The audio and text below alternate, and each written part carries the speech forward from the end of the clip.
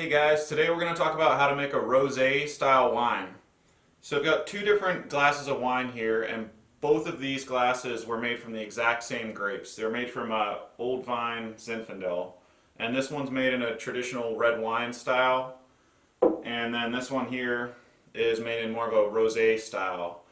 And you've probably seen rosés that are any shade of pink, from really, really light pink to this would probably be about as dark of pink as you might want in a rosé. And that all just kind of comes down to how you made the wine in the first place.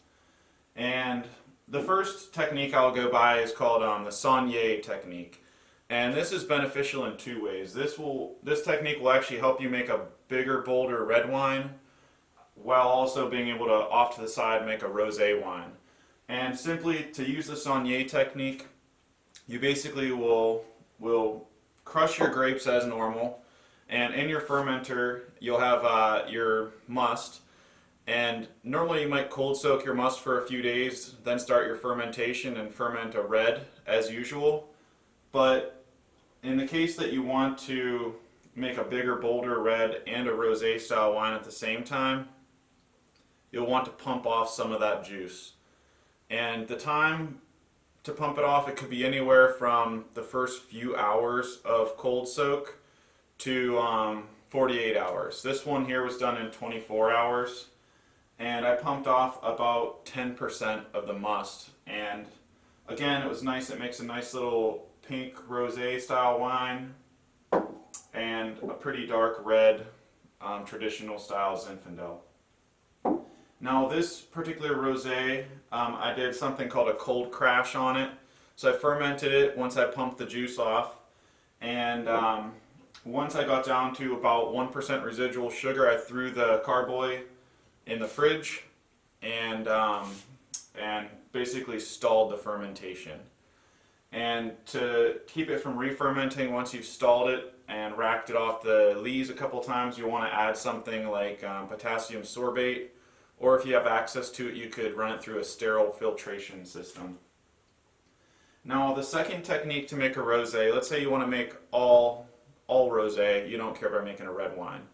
In that case, you would just get some red wine grapes and crush them. Let the grapes sit on the skins. Like I said, it could be anywhere from a couple hours to up to 48 hours, depending on how dark of a pink that you want to get. And then you're just going to go ahead and press those grapes, press the wine or press the juice off the grapes, and then go ahead and ferment as usual. And again, keep in mind, usually red grapes are relatively high in sugar, which produces relatively high alcohol. So if you want a dry rosé, it's fine to just let that thing ferment right on through to dryness. But if you want to make maybe a sweeter rosé, it's best to cold crash versus back sweetening, because to back sweeten you might end up with a wine that's 13.5 or 14% alcohol, which is pretty hardcore for a sweet wine. Another thing you could do if you don't have access to a refrigerator or cold temps is you could thin the juice with some acidulated water. So add acid to the water. Acid blend, or more preferable tartaric acid, and basically thin it to bring the sugar levels down so that you can then have something more like a 10% or 10.5% alcohol, which might make for a little bit of a nicer table wine. But those are really the most basic of techniques to make your rosé style wine. And if you get a big batch of red wine grapes, it's kind of nice because now you can have two different style wines from the same grapes, so it's kind of fun to do. If you haven't checked it out already, make sure you check out my website, smartwinemaking.com, and make sure you subscribe on the bottom of the video here. Thanks again, and enjoy your winemaking.